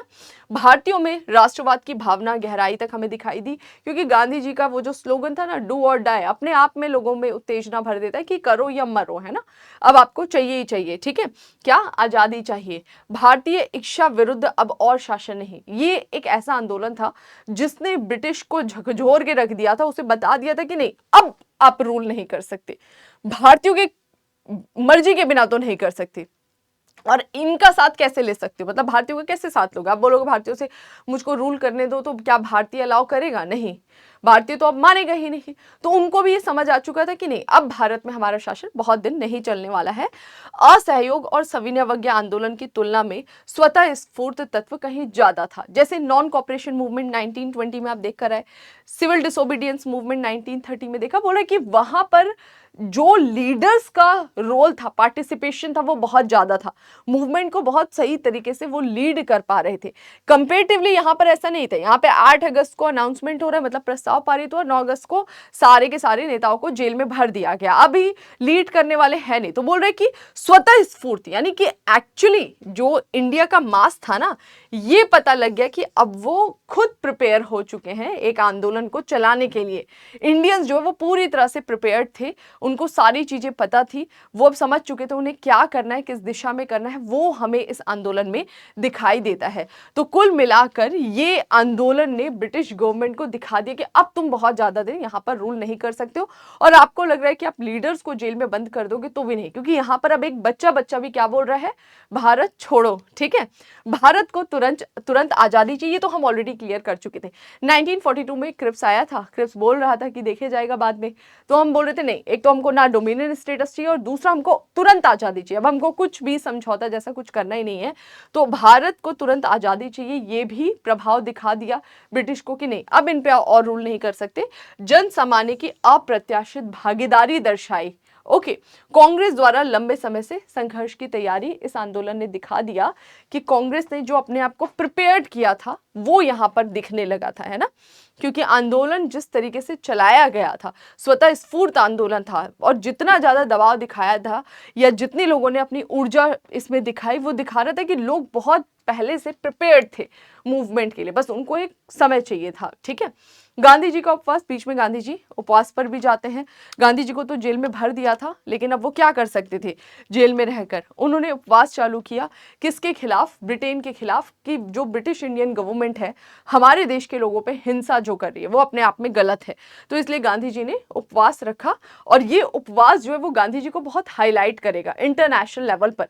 और इस हाईलाइट की वजह से इंटरनेशनल लेवल पर गांधी जी की तरफ ध्यान ना आकर्षित, ना केवल गांधी जी की तरफ बल्कि आंदोलन की तरफ ध्यान आकर्षित हुआ, और इसने अंतरराष्ट्रीय स्तर पर ब्रिटिश पर यह दबाव डालने पे मजबूर कर दिया दूसरे देशों को कि तुम गलत कर रहे हो, भारत में थोड़ा सही चलो। ठीक है, तो इसके बारे में यहां बताया गया है, सरकार द्वारा गांधी पर आम लोगों द्वारा की जाने वाली हिंसा की निंदा का दबाव, लेकिन गांधी जी द्वारा इनका। सरकार ने बोला कि देखो गांधी को कि गांधी जी आप आम लोगों को थोड़ा सा समझाओ और बोलो कि आप हिंसा मत करिए। गांधी जी ने बोला मैं तो बोल ही नहीं रहा हिंसा करो, लेकिन अब आप बोलोगे कि मैं ये बोलूं कि हिंसा ना करूं, वो नहीं, मैंने बोला नहीं कभी भी लोगों को कि हिंसा करो। तो सरकार बोल रही है गांधी जी को कि भाई आप आम लोगों को बोलो कि हिंसा ना करें, और उनकी निंदा करिए लोगों की कि नहीं भाई आप गलत कर रहे हो हिंसा करके। गांधी जी बोले मैं क्यों निंदा करूं, निंदा करके मैं अपने लोगों का आत्मबल क्यों तोड़ूं, है ना, क्योंकि गांधी जी तो खुद बोल कर आए हैं डू और डाई, करो या मरो। ठीक है, तो गांधी जी ने मना कर दिया, नहीं हम कुछ नहीं करने वाले, ना तो हमने हिंसा के लिए बोला है, ना मैं हिंसा का कभी समर्थक रहा हूं, लेकिन आप जो हमसे चाह रहे हैं हम वो नहीं करेंगे, आप जो कर रहे हैं उसके लिए जरूर हम अभी बैठेंगे, किस पे, भूख क्या बोलते हैं इसको, उपवास पर बैठेंगे। तो गांधी जी द्वारा सरकारी दमन के विरोध में फरवरी 1943 में 21 दिन का उपवास प्रारंभ किया गया कि भाई जो तुम जिस तरीके से दमन कर रहे हो, जिस क्रूरता के साथ आप कोड़े बरसा रहे हो, खुल्लम खुल्ला गोलियां चला रहे हो, कहीं भी सैन्य शासन लगा दिया है, अपने आप में ये गलत है। तो इसके खिलाफ गांधी जी ने उपवास रख लिया। इससे व्यापक प्रदर्शन चालू हुआ, हड़ताल, जुलूसों का आयोजन, मतलब लोगों में एनर्जी आ रही है। गांधी जी बहुत स्मार्ट पर्सनैलिटी थे, उनको पता था कि भाई मैं यहां से क्या कर सकता हूं, तो लोगों के पास जा रहा है। गांधी जी भूख हड़ताल में बैठे हुए, गांधी जी ने वहां पर उपवास रख लिया है, तो लोगों में एक अलग ही एनर्जी, अच्छा 10 दिन हो गए, अच्छा 11 दिन हो गए, 12 दिन हो गए, तो वो जो मोटिवेशन फैक्टर था ना वो गांधी जी जेल से ही पहुंचा दे रहे थे। तो व्यापक प्रदर्शन और बड़े लेवल पर होगा, हड़ताल होगी, जुलूस का आयोजन होगा। विदेशों में भी प्रतिक्रिया से वॉयसराय की कार्यकारिणी परिषद, अब भाई बड़े लेवल पर जब ये चीजें मीडिया है, मीडिया के थ्रू इंटरनेशनल लेवल पर चीजें जा रही हैं, ब्रिटिश इंडियन गवर्नमेंट पे प्रेशर पड़ेगा, और प्रेशर पड़ने की वजह से फाइनली वॉयसराय की कार्यकारिणी परिषद ने 3 सदस्यों के साथ मिलकर एक समिति का गठन कर दिया कि भाई ये कमेटी जो है इसका फॉर्मेशन किया जाए। ठीक है, आगे बढ़ते हैं, नेक्स्ट राइटर क्या बोल रहा है, जनता के मनोबल में वृद्धि। राइटर बोलता है कि इससे क्या हुआ, गांधी जी जब उपवास पर बैठे, कैसे लोगों से कैसे कनेक्ट करेंगे, वो जेल में है ना, तो उससे क्या हो रहा है, जनता के मनोबल में वृद्धि हो रही है, लोगों को बाहर पता लग रहा है, दिन बढ़ते जा रहे हैं, 20 दिन हो गए है ना, तो वो लोग अंदर से और एनर्जी से भर रहे हैं, ब्रिटिश विरोधी भावना लोगों के अंदर और ज्यादा प्रबल होते जा रही है, सरकार के दंभ की प्रवृत्ति का खुलासा हमें यहाँ से दिखाई देता है। तो कुल मिलाकर गांधी जी के उपवास ने लोगों में एक एनर्जी भरने का काम किया। अब आ जाते हैं यहाँ पे आजाद हिंद फौज की बात करता है, तो क्विट इंडिया मूवमेंट के सारे एस्पेक्ट हमने देख लिए जो भी बुक में बताया गया है। क्विट इंडिया मूवमेंट कैसे स्टार्ट हुआ, कारण क्या था अचानक से इतना बड़ा मूवमेंट स्टार्ट करने का। अगला बोल रहा है क्विट इंडिया मूवमेंट की, हाँ नेक्स्ट बोल रहा है कि जो क्विट इंडिया मूवमेंट है उसके बारे में बता रहा है कि उसके सारे जो फैक्टर्स थे उसके बारे में डिस्कस कर रहा है, ठीक है, उसके सारे जो फैक्टर्स है उसके बारे में यहाँ पर ये डिस्कस कर रहा था। हमने देख लिया लोगों की भागीदारी कैसी थी, जो सरकार है उसने किस तरह से दमन किया, गांधी जी ने अपना क्या इंपॉर्टेंट रोल प्ले किया, वो सब चीजें हम ऑलरेडी डिस्कस कर चुके हैं। अब आ जाते हैं आजाद हिंद फौज के बारे में देखते हैं। आजाद हिंद फौज की स्थापना का विचार सर्वप्रथम मलाया में आया था मोहन सिंह को, ठीक है, ये देखो साउथ ईस्ट एशिया यहाँ पर हमें दिखाई देता है ना, ठीक है, तो ये जो साउथ ईस्ट एशिया वाला रीजन था ना, यहाँ पर बात कर रहे हैं किसकी, मलाया पेनिनसुला की, कि ये जो मलाया पेनिनसुला था यहाँ पर मोहन सिंह कौन थे, तो बेसिकली जो ब्रिटिश सेना थी वहां पर ये सैन्य अधिकारी के रूप में कार्यरत थे। बाद में इन्होंने ब्रिटिश इंडियन आर्मी से रिजाइन दिया और जापानी सेना में मिल गए थे। बेसिकली ये ब्रिटिश की जो भी घृणित कार्यवाही थी उसका हिस्सा नहीं बनना चाहते थे और इन्होंने डिसाइड किया कि मैं इस ब्रिटिश सेना जो है इसका साथ छोड़ के निकल के क्या करता हूँ, अलग से जापानी सेना से मिल जाता हूँ, ठीक है, तो यहाँ पर ही ये कंसेप्ट आता है। अब क्या बोल रहा है, वहां पर ये आइडिया आया, किसके दिमाग में आता है, मोहन सिंह के दिमाग में आता है। अब इसके दो फेज होंगे आजाद हिंद फौज के गठन के, पहला फेज, सेकंड फेज ज्यादा अप्रिशिएट किया जा सकता है। फर्स्ट फेज क्या है, जापानी द्वारा भारतीय युद्ध बंदियों को मोहन सिंह को सौंपा गया। देखो मोहन सिंह किधर आ चुके हैं, जापानी सेना में आ चुके हैं, उनसे मिल चुके हैं, ठीक है, और सेकेंड वर्ल्ड वॉर था उसमें दूसरा खेमा कौन था, जो जापान था वो किसके सपोर्ट में था, जर्मनी के सपोर्ट में था, और ये जो जापान जर्मनी के सपोर्ट में था तो किसके विरोध में हो गया, ब्रिटेन के विरोध में। अब ब्रिटेन के ही विरुद्ध कौन हो चुके हैं, मोहन सिंह, जापानी सेना से मिल चुके। तो आगे पता लगता है 1942 तक, जैसा मैंने बोला था कि शुरुआत के 3-4 साल ब्रिटिश सेकेंड वर्ल्ड वॉर में थोड़ा सा पिछड़ रहे थे जब तक यूएस शामिल नहीं हुआ था। तो यहाँ के काफी सारे ऐसे क्षेत्र थे ना जहां पर ब्रिटिश हार रहे थे मतलब ब्रिटिश इंडियन आर्मी, उसमें इंडियंस को शामिल किया गया था। तो जब ये हार रहे थे तो इनकी सेना को जो हरा रही थी वो कौन थे, जापानी थे। जापानी सेना जब इन्हें हरा देती थी तो जापानीज गवर्नमेंट इनको बंदी बना लेगी ना, और उसमें कौन है, भारतीय है। अब यहाँ पर क्या होता है कि जापानीज गवर्नमेंट इस भारतीय बंदियों को किसको सौंप देगी, मोहन सिंह को सौंप देगी, क्योंकि मोहन सिंह ने अपने हिसाब से डील किया होगा कि देखो ब्रिटिश इंडियन आर्मी का पार्ट है, हमें तो जबरन इसमें घुसा दिया गया है, तो आप इंडियंस को मुझे सपोर्ट कर दीजिए, सुपुर्द कर दीजिए, मैं इन इंडियंस को ब्रिटिश के खिलाफ यूज करूंगा, ठीक है। तो यहाँ पर यही बताया गया कि जापानी द्वारा भारतीय युद्धबंदी सेकेंड वर्ल्ड वॉर में जब उन्होंने ब्रिटिश गवर्नमेंट को ब्रिटिश वाले रीजन में जीत हासिल की, तो वहां पे जो भारतीयों को बंदी बनाया था, भारतीय सेना के जो भारतीय थे, ब्रिटिश भारतीय सेना के जो भारतीय को बंदी बनाया था, उनको मोहन सिंह को उन्होंने सौंप दिया। और सिंगापुर जापानियों के हाथ में आने पर 1942 के अंत तक 40,000 फौज में सम्मिलित हो गए थे। मतलब धीरे धीरे जैसे जैसे ये जीत हासिल करते जा रहे जापानीज, जो मोहन सिंह की जो सेना थी ना उसमें भारतीयों की संख्या बढ़ती गई कितनी हो गई, 40,000 हो गई। किस वाले रीजन में, साउथ ईस्ट एशिया की हम बात कर रहे हैं। भारत छोड़ो आंदोलन से इसे नई ताकत मिली, उधर क्विट इंडिया मूवमेंट स्टार्ट हो गया 1942 में, इससे अलग एनर्जी मिली इस सेना को। 1 सितंबर 1942 को पहली डिवीजन बनी, लेकिन आगे भारतीय और जापानी के मध्य आईएनए की संख्या को लेकर कुछ मतभेद हो गया। मतलब जो मोहन सिंह दिखाई देते हैं और जो जापानी दिखाई देते हैं, जापानीज, इनके बीच में थोड़ा सा मतभेद हुआ और उसके बाद से बहुत चीजें आगे वर्कआउट नहीं कर पाई। तो एक्चुअली इसका ओरिजिन कहाँ हुआ, इसका आइडिया कहाँ से आया, वो हमने देखा।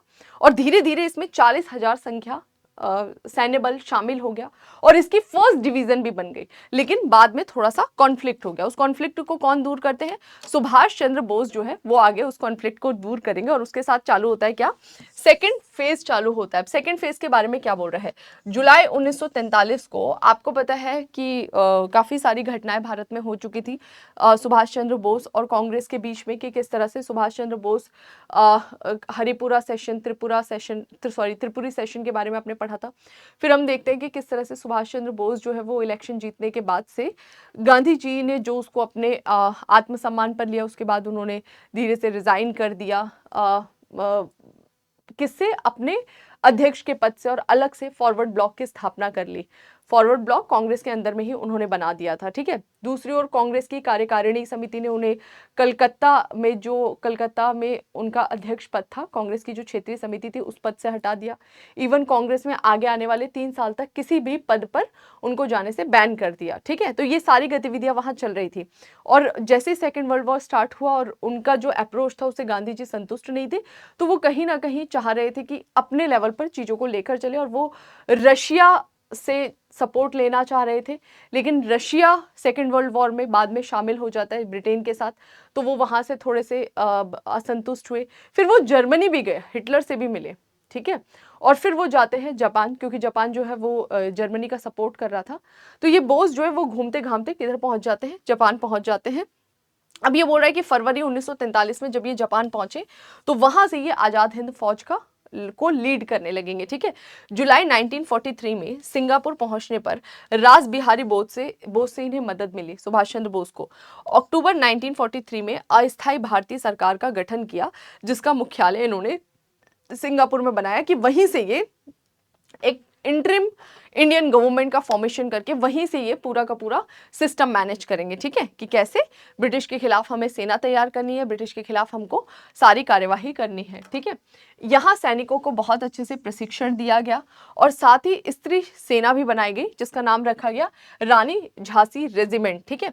1944 में बोस द्वारा गांधी जी से भारत की स्वाधीनता का अंतिम युद्ध के लिए आशीर्वाद लिया गया। बोलते हैं बोस जी कि भाई ये अपनी सेना को तैयार कर चुके हैं और इनकी सेना जो है वो पूरी तरह से युद्ध के लिए तैयार है ब्रिटेन के खिलाफ, ठीक है।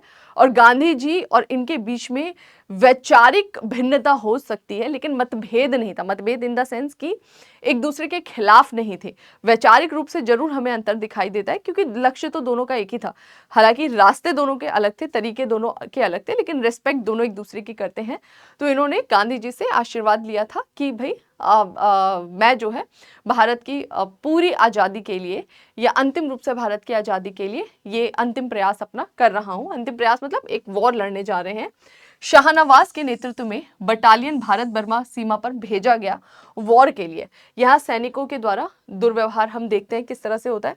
आगे जापान द्वारा आत्मसमर्पण, मतलब अभी ये वॉर जस्ट स्टार्ट ही करते हैं ब्रिटिश के खिलाफ, इस रीजन में इस बॉर्डर पे पहुंचते ही हैं, तभी सारी चीजें जो है पॉलिटिकली चेंज हो जाती है। वर्ल्ड वॉर में स्थिति काफ़ी गंभीर हो गई। यूएस की एंट्री हुई थी, यूएस ने चीज़ों को लीड कर लिया। सेकेंड वर्ल्ड वॉर में ब्रिटेन जो है वो सही स्थिति में पहुंच गया। इधर जापान जो है वो आत्मसमर्पण कर देता है हिरोशिमा नागासाकी वाली घटना के बाद। तो फाइनली जब जापान ने आत्मसमर्पण कर दिया तो भारतीय आईएनए, उसको कहाँ से बल मिल रहा था, जापान से बल मिल रहा था, अब वो बल नहीं मिलेगा। तो यहाँ से जो भारतीय आईएनए था, आजाद हिंद फौज, उसके जितने भी सेना थे उनको बंदी बना के भारत लाया गया और उन पर अदालती कार्यवाही चलाने की बात की गई। हालांकि भारत में उनको बहुत ज़्यादा सपोर्ट मिलता है और कई सारे ऐसे हमें लीडर्स दिखाई दिए जो वकील थे, जो उनके सपोर्ट में आ जाएंगे वकालत करने के लिए। इनके समर्थन में एक बड़ा जन आंदोलन चालू हो जाता है आज़ाद हिंद फौज के सेना के समर्थन में, ठीक है। समझ में आ गया। चलिए अब आगे बढ़ जाते हैं। यहाँ पर हमें कुछ इंपॉर्टेंट चीज़ों को डिस्कस करना है। क्या, देखो भारत में कैसी स्थिति थी, बात तो की जा रही है कि हमको कॉन्स्टिट्यूशन चाहिए, हमको कॉन्स्टिट्यूएंट असेंबली चाहिए, हमको इंडिपेंडेंस चाहिए, लेकिन क्या इसमें भारत में एक मत है? एक मत है ही नहीं। यहाँ पर हमें दो खेमे दिखाई दे रहा है। एक कांग्रेस जो अपने आप को बोल रहा है कि मैं पूरे इंडिया को रिप्रेजेंट कर रहा हूँ।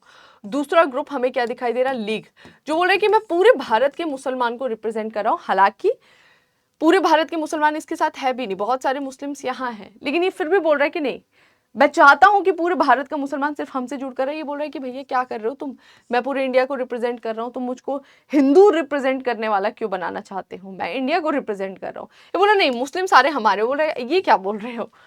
और फिर इनकी अलग से डिमांड थी पाकिस्तान की, उसके अलावा कई क्षेत्रों में रिजर्वेशन की। तो कुल मिला के भारत में खुद जो ये दो ग्रुप्स हैं इनके बीच में मतैक्य नहीं हो पा रहा है, स्थिति काफी गंभीर बनी हुई थी। तो क्विट इंडिया मूवमेंट या ये जो सारी घटनाएं हो रही हैं, इन सब के बीच में कई सारे ऐसे लीडर्स आएंगे, इवन ब्रिटिश अधिकारी भी, जो भारत में ही कांग्रेस और मुस्लिम लीग के बीच में थोड़ा सा समझौता कराने की कोशिश करेंगे। क्योंकि बात तो आगे तब बढ़े ना जब यहाँ पर एक स्थिति हो, दो ग्रुप है जिनकी दो अलग डिमांड है। अगर कहीं से कहीं तक ब्रिटिश कोई थोड़ी बहुत डिमांड माने भी तो यहाँ पर चीजें एक नहीं थी, चीजें सेपरेट थी। ये बोल रहा है मेरी बात मानो, बोल रहा है मेरी बात मानो। तो और ब्रिटिश तो सोचेंगे कि इस मौके को कैसे मैं यूज कर पाऊं। यहाँ पर हमें एक सी राजगोपालचारी फॉर्मूला दिखाई देता है, हालांकि इनमें से तीनों में से कोई भी एग्जीक्यूट नहीं होता है, कैबिनेट मिशन की ही बात मानी जाती है 1946 में, वो हम आगे पढ़ेंगे, ठीक है। सी राजगोपालचारी फॉर्मूला 1944 में लाया जाता है। क्या है, संवैधानिक गतिरोध जो चल रहा था दोनों के बीच में, लीग और कांग्रेस के बीच में, इसको हल करने के लिए व्यक्तिगत स्तर पर यह प्रयास किया गया था। व्यक्तिगत स्तर पर प्रयास किया जा रहा है कि कैसे कांग्रेस और लीग के बीच ये जो मत भिन्नता बनी हुई है इसको दूर किया जाए। कांग्रेस के वरिष्ठ नेता थे राजगोपालचारी, उन्होंने जुलाई 1944 को यह फॉर्मूला दिया। मतलब उन्होंने बोला कि ऐसा किया जा सकता है। कैसा किया जा सकता है, गांधी जी ने भी सी राजगोपालचारी जी के इस जो भी इन्होंने प्रेजेंट किया था, चीजें आइडियाज जो दिए थे, उसको काफी समर्थन किया। हालांकि सावरकर जो है वो इसके विरोधी थे कि तुम गलत कर रहे हो, तुमको क्यों चाहिए इनका समर्थन, क्या जरूरत है तुमको इतना समझौता कराने का, तो मत करो तुम ये। तो गांधी जी ने सपोर्ट किया था किस तरह से, और क्या लेकर आए थे ये राजगोपालचारी। इन्होंने बोला कि ठीक है, जो लीग थोड़ा सा मतभेद बनाई हुई है इसको हमको दूर करना चाहिए, और लीग के मतभेद को दूर करने के लिए हमको क्या करना चाहिए, लीग के मतभेद को दूर करने के लिए हमको क्या करना चाहिए। तो बोल रहा है कि जो उत्तर पूर्वी क्षेत्र है, ये नॉर्थ ईस्टर्न वाला रीजन है, ठीक है, और पश्चिम का जो भारत का क्षेत्र है, ये कौन सा क्षेत्र है, यहाँ पे हमें कई सारे मुस्लिम बहुल क्षेत्र दिखाई देते हैं। तो उस मुस्लिम बहुल क्षेत्र में राजगोपालचारी बोलते हैं कि आज़ादी मिलने दो, वर्ल्ड वॉर खत्म होकर आज़ादी मिलता है तो क्या करते हैं, हम इन जगह पर वो करा लेते हैं, जनमत संग्रह करा लेते हैं, रेफरेंडम करा लेते हैं। यहाँ के मुस्लिम बहुल इलाके के लोग चाहते क्या हैं, उनसे ही पूछ लेते हैं, और फिर अगर वो चाहेंगे कि भाई भारत से हम अलग होना चाहते हैं तो अलग हो जाइएगा। ऐसा इन्होंने बोला कि देखो अगर ये चाहते हैं तो अलग हो जाने देंगे। ऐसा गांधी जी ने बोला ठीक है, लोगों की ही राय मान ली जाएगी। और क्या बोलते हैं, सावरकर बोल रहे नहीं ये क्या है, ये तो गलत है, ये तो भारत के टुकड़े हो गए, ठीक है। विभाजन की स्थिति में संचार, वाणिज्य और प्रतिरक्षा में संयुक्त समझौता। राजगोपालचारी बोल रहे कि अगर ऐसा हुआ कि इस दोनों रीजन के जो मुस्लिम बहुल क्षेत्र वाले लोग हैं वो बोलते हैं कि नहीं हमको सेपरेट होना है, हमको एक अलग कंट्री के रूप में आना है, तो ये सेपरेट भी भले हो जाए, लेकिन ये मुस्लिम बहुल क्षेत्र और का जो तीन मामला है, वो तीन मामला क्या, संचार मामला, ठीक है, व्यापार, वाणिज्य और प्रतिरक्षा, ये तीनों मामले एक ही लेवल पर, सेंट्रल लेवल पर मैनेज होगा, वो सेपरेट नहीं होगा, ठीक है। तीसरा, आजादी के बाद ही इन बातों पर डिस्कशन किया जाएगा। तो राजगोपालचारी ने बोला कि ठीक है, जो मुस्लिम बहुल रीजन है वहां पे एक जनमत संग्रह कराया जाएगा। अगर वो बोलते हैं हम सेपरेट होना चाहते हैं तो ठीक है, वो अपना इंडिपेंडेंट अलग कॉन्स्टिट्यूशन के हिसाब से मैनेजमेंट कर लेंगे, लेकिन फिर भी ये तीन चीजें सेंट्रल लेवल पर ही इनकी मैनेज होंगी, संचार, वाणिज्य और प्रतिरक्षा। और ये भी जो बातें वो कब की जाएंगी, पहले आजादी मिलने दो उसके बाद। तो ना तो कांग्रेस के कुछ मेंबर्स इस पर राजी थे, इस वाली चीज पे, मुस्लिम लीग खुद ही राजी थी। मुस्लिम लीग बोली ये क्या बोल रहे हो, ये क्यों, जब हम सेपरेट होंगे तो अपने ये मामले क्यों तुमको देंगे, नहीं देंगे भाई। तो कुल मिला के राजगोपालचारी जी का जो फॉर्मूला था वो फॉर्मूला हो गया फेल। जिन्ना ने कड़ी आपत्ति जता दी। क्या बोला जिन्ना ने कि मुस्लिम बहुल इलाके में केवल मुस्लिम मत के पक्षधर थे। ये जो मुस्लिम बहुल इलाका है, इन्होंने बोला कि जब आप इस मुस्लिम बहुल इलाके में क्या कराओगे, पब्लिक रेफरेंडम कराओगे, उस जनमत संग्रह में कोई और वोट नहीं डालेगा, जो उस क्षेत्र के मुस्लिम है वही वोट डालेंगे। अगर उस क्षेत्र में कोई और है तो वो वोट डालेंगे भी नहीं। इनका ये कहना था कि केवल मुस्लिम ही वोट डालेंगे। बोले ये क्या बोल रहे हो, ठीक है। बाकी लोग कहाँ गए उस क्षेत्र के, बोले जिन्ना मुझे नहीं पता, ठीक है। केंद्र में साझा सरकार के गठन का विरोध, उन्होंने बोला ये क्या बोल रहे हो। जिन्ना बोलते कि ये जो बोल रहे हो ना आप, ये 3 मामले दे देना, ये क्यों देंगे हम आपको, बिल्कुल नहीं देंगे। तो जो आप सेंट्रल लेवल पर चाह रहे हो कि साझा चीजें चले, वो नहीं चलेंगी। केवल पृथक पाकिस्तान की मांग की ही बात की इन्होंने कि हमको ये औना पौना कुछ नहीं खेलना है, हमें चाहिए अलग से पाकिस्तान, ठीक है। तो कुल मिला के राजगोपालचारी जी ने कोशिश किया, वो सक्सेसफुल नहीं हो पाए। अब आ जाते हैं देसाई लियाकत समझौता क्या था। एक तरफ से निकल कर आते हैं देसाई जी, एक तरफ से निकल कर आएंगे लियाकत जी। ये पैचअप कराने की कोशिश करते हैं लेकिन कुछ होता नहीं है। केंद्रीय विधानमंडल यानी कि जो सेंटर का जो लेजिस्लेचर था वहां पर जाते हैं, दोनों मिलते हैं। कौन, कांग्रेस के नेता भूलो भाई देसाई और मुस्लिम लीग के मुस्लिम नेता लियाकत अली। तो इधर से जाते हैं भूलो भाई देसाई, इधर से जाते हैं लियाकत अली कि चलो हम दोनों चल के समझौता कराने की कोशिश करते हैं ब्रिटिश अधिकारियों के सामने, ठीक है।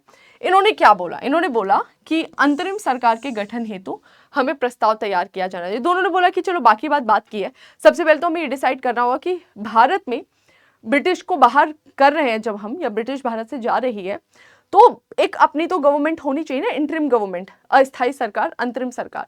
तो हमें अभी फोकस करना चाहिए उस अंतरिम सरकार के गठन पे, ठीक है। बाकी सब बात हटाओ, वो जो अंतरिम सरकार बनेगी उसका हम थोड़ा सा ढांचा देखते हैं। इन्हें बोला कि कांग्रेस और लीग केंद्रीय विधानमंडल में समान रूप से होंगे।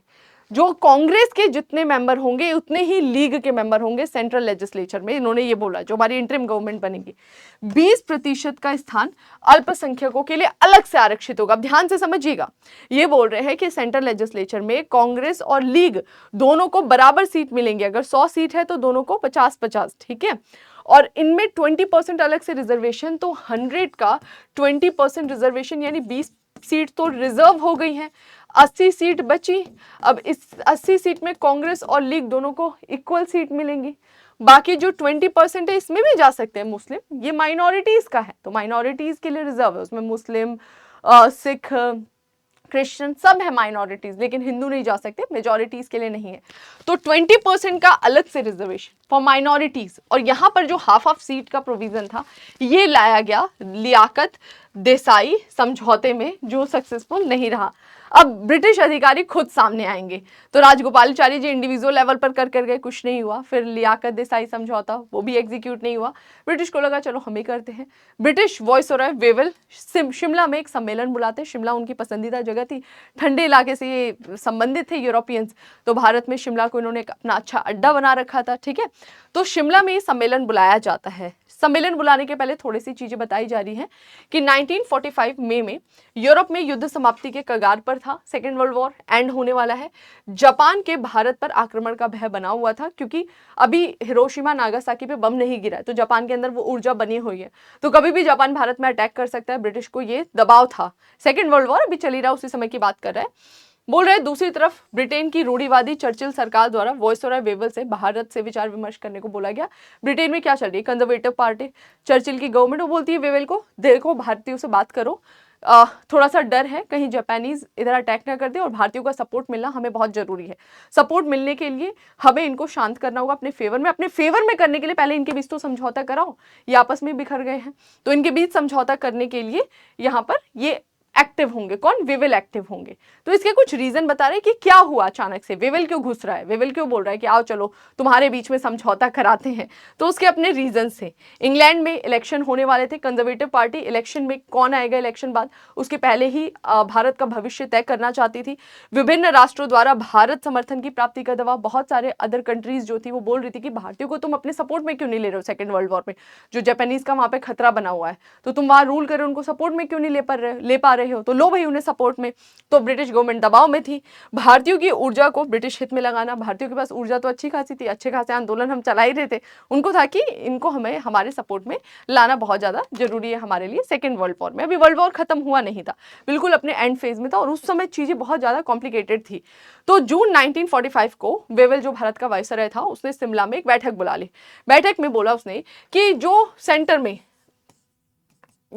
की क्या बोलते हैं लेजिस्लेचर होगी, उस लेजिस्लेचर में governor general, commander in chief, इनको छोड़कर जितने भी अन्य सभी भारतीय जहां हिंदू और मुस्लिम संख्या बराबर है, बोले कि दो चीजों को छोड़कर, क्या, एक गवर्नर जनरल, एक कमांडर इन चीफ, इसके अलावा हर जगह कहीं भी, चाहे एग्जीक्यूटिव की बात करें, लेजिस्लेचर की बात करें, आप दोनों का झगड़ा ही खत्म। हिंदू मुस्लिम हर जगह इक्वल हम रख देंगे। दूसरा, वीटो अधिकार रहेगा लेकिन प्रयोग आवश्यक नहीं, और वीटो राइट भी रहेगा। वीटो राइट का क्या मतलब होता है कि अगर किसी मामले पर कोई पक्ष असंतुष्ट है तो वो वहां पे वीटो पावर अपनी यूज करके उस मामले को रोक सकता है, लेजिस्लेचर के पॉइंट ऑफ व्यू से, ठीक है। राजनीतिक दलों की सभा द्वारा कार्यकारिणी के सदस्यों की सूची तैयार की जाएगी। बोल रहे कि एग्जीक्यूशन में कौन होगा, एग्जीक्यूटिव मेंबर कौन होगा, उसके लिए डिसीजन कौन लेंगे। जो पॉलिटिकल पार्टीज हैं, जैसे कांग्रेस है, मुस्लिम लीग है, इनकी एक बैठक कराई जाएगी और वो डिसाइड करेंगे कि एग्जीक्यूटिव के मेंबर्स कौन होंगे। तो ये जो वेवल था, वेवल ने बोला कि देखो लेजिस्लेचर में दोनों का इक्वल कर देंगे, कांग्रेस और लीग, हिंदू मुस्लिम नहीं बोला जा रहा है, कांग्रेस और लीग, ठीक है। और भी यहाँ पे कुछ पॉइंट्स जो है वो बोलेगा, ठीक है। चलो आगे बढ़ जाते हैं। नेक्स्ट राइटर क्या बोलता है यहाँ पर, लीग क्या बोल रही थी, लीग ने बोला नहीं, ये गड़बड़ है मामला, लीग को केवल मुसलमानों को ही प्रतिनिधि माना जाए। उन्होंने बोला कि ये जो बोल रहे हो ना कि आप कांग्रेस और मुस्लिम लीग, ये मत बोलो, आप लीग बोलो ही मत, आप बोलो कि भारत के सारे मुस्लिम्स को लीग रिप्रेजेंट कर रही है। अब कांग्रेस बोल रही है, क्या बोल रहे हो भाई, भारत के सारे मुसलमानों को तुम रिप्रेजेंट कर रहे हो, यानी क्या हम हिंदुओं की संस्था हो गए? आप तो गलत बोल रहे हो ना, आपको हिंदू, हमको हिंदू जैसा क्यों दिखा रहे हो, मुस्लिम्स हमारे साथ भी हैं। तो कांग्रेस तो हिंदू मुस्लिम दोनों को रिप्रेजेंट कर रही थी ना। वेवल ने यहाँ पे क्या गड़बड़ की, वेवल द्वारा शिमला सम्मेलन को असफल बता के समाप्त कर दिया गया। वेवल ने बोला कि देखो हमने समझौता कराने की कोशिश की, हमको चर्चिल ने बोला, हमने इनको बुलाया बिठाया, दोनों में से कोई बात मान नहीं रहा, वो कुछ और बोल रहा है, वो कुछ और बोल रहा है। अब इस पर मुस्लिम लीग थोड़ा सा बढ़ जाएगी। मुस्लिम लीग को लगा, ओह देखो हमारी बात सुन ली गई, जब हमने विरोध जताया तो मामला आगे बढ़ा ही नहीं। यहीं पे वेवल कोई निर्णय ले लेता, बोल देता नहीं हम तुम्हारी बात मानेंगे ही नहीं, गलत बोल रहे हो, तुम केवल मुसलमान को कैसे रिप्रेजेंट कर सकते हो, मुस्लिम की मर्जी, वो जिधर भी जाए, जिधर अपना रिप्रेजेंटेशन देना चाहे। लेकिन यहां पर वेवल ने क्या बोला, देखो मैं हाथ खड़ा कर रहा हूं, समझौता हो नहीं पाया, और यहां से लीग की स्थिति मजबूत हो गई और उसको और बल मिला कि भाई अब हमको पाकिस्तान चाहिए ही चाहिए, ठीक है। तो ये था हमारा आज का चैप्टर। आई होप आपको सेशन इन्फॉर्मेटिव लगा होगा। बाकी कोई भी डाउट है कमेंट सेक्शन में आप फीडबैक दे सकते हैं, मतलब पूछ सकते हैं, ताकि नेक्स्ट सेशन में हम उसको सॉल्व कर सके। 23 चैप्टर्स हो चुके, बहुत कम चैप्टर्स है, ऑलमोस्ट हम इंडिपेंडेंस की ओर पहुंच चुके। तो बस मल्टीपल टाइम आप रिवाइज करिए और वीडियो कैसी लगी फीडबैक में जरूर बताइएगा। मिलते हैं नए सेशन में कुछ इन्फॉर्मेशन के साथ। Thank you.